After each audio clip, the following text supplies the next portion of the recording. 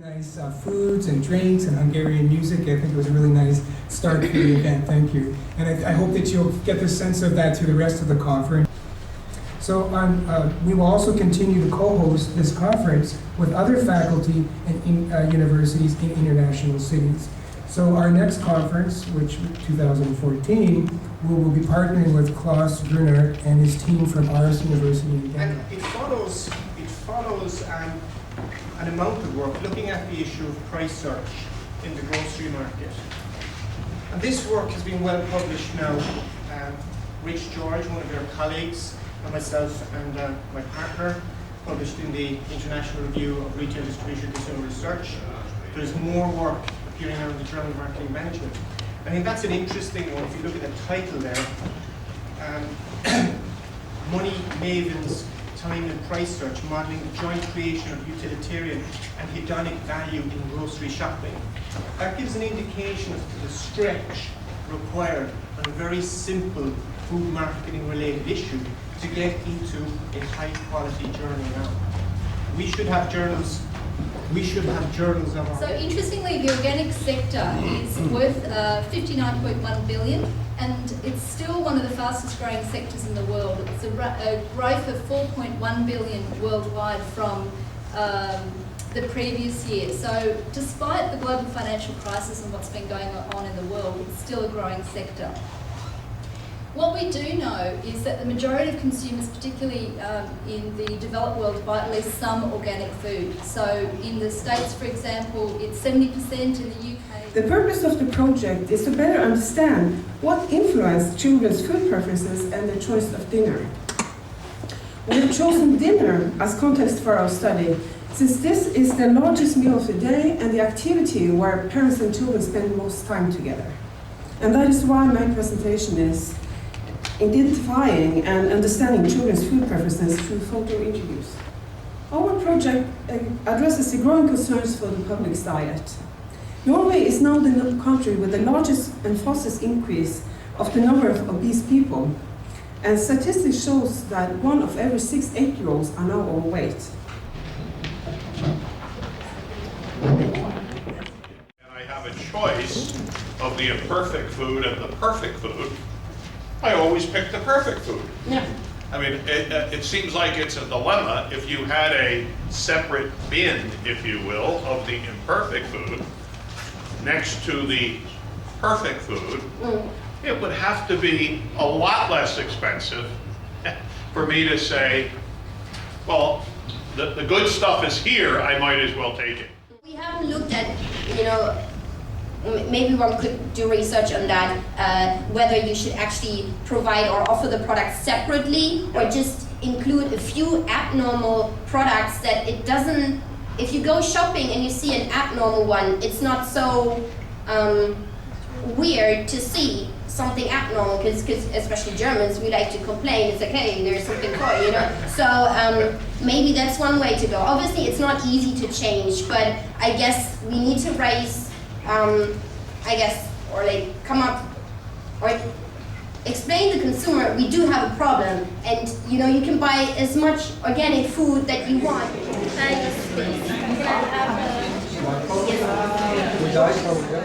Then, after talking to a couple of people, I asked them, what do you think if I kind of used my time as a discussion board? Because I know I've sat through 2 days of amazing topics, amazing presentations, and I have so many ideas and thoughts and so forth for research going on. I thought it might be nice to open it up. Just briefly, I'll tell you what the research is about, and the whole paper is in the proceedings, nice enough. Claudia did her dissertation. What got her interested, and this is actually an interest of mine too, is this whole issue of juvenile obesity, childhood obesity. In the States, the numbers keep rising, and it used to be 1 in 3. I think it's slowly inching up. I don't know, maybe it's plateauing, but it's an issue. And there's been all sorts of legislation enacted. The most recent, or one of the most recent, is in San Francisco. There's some counties, or in California, some counties that has declared no toys with fast food type meals that don't meet certain nutritional guidelines. So are Happy Meals universal? Is that like an international thing? So suddenly McDonald's could no longer distribute toys in their Presenting, I wouldn't have been that surprised. I'm going to do what Renee did, and I'm actually going to do a really quick whistle stop through this presentation. A lot of the framing that I did yesterday is actually repeated here, and then David also covered the same framing, so I don't see the point. The other issue with this particular paper was that we found that there was no difference in the demographics, so there's not a lot to say, except I'll give it a whirl. Anyway, so this paper is also looking at the organic food sector. I think I'll just mention this point that we do know that people talk about the attributes, but one of our colleagues in Melbourne has talked about the fact that, well, it's what people don't buy in organic food, why they actually buy it, and I think that's a nice reframing of the issue. So what they're buying is an absence, a perceived absence of The subject of my presentation is functional foods and dinner. And I want to start with a few words as introduction in this subject. So as you know, people have become increasingly interested in foods they consume and the impact the foods have on their health. So functional food is a new category of food products with health benefits, but unfortunately we haven't found some generally accepted definition for this group of food. So this was the first problem. But when it was my turn, me personally, the things that I'm interested in, I haven't heard too much discussed, and that's obesity, juvenile obesity in particular. But I've heard lots of things that that have been related to it. And so,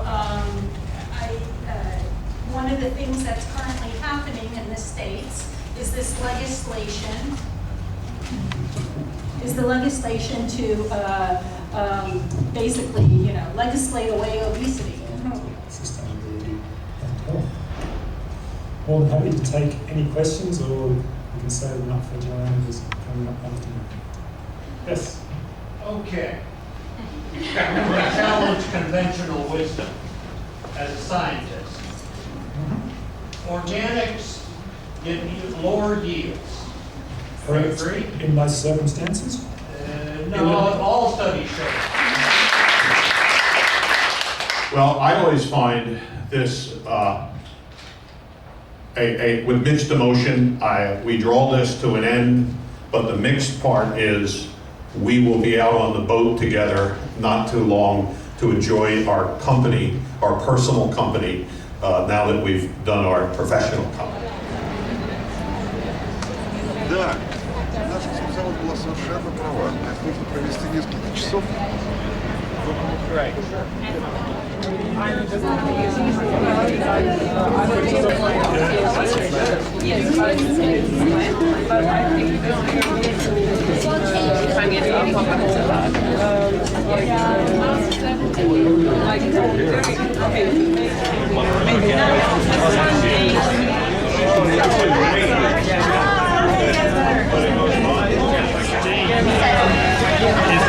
Europa, você!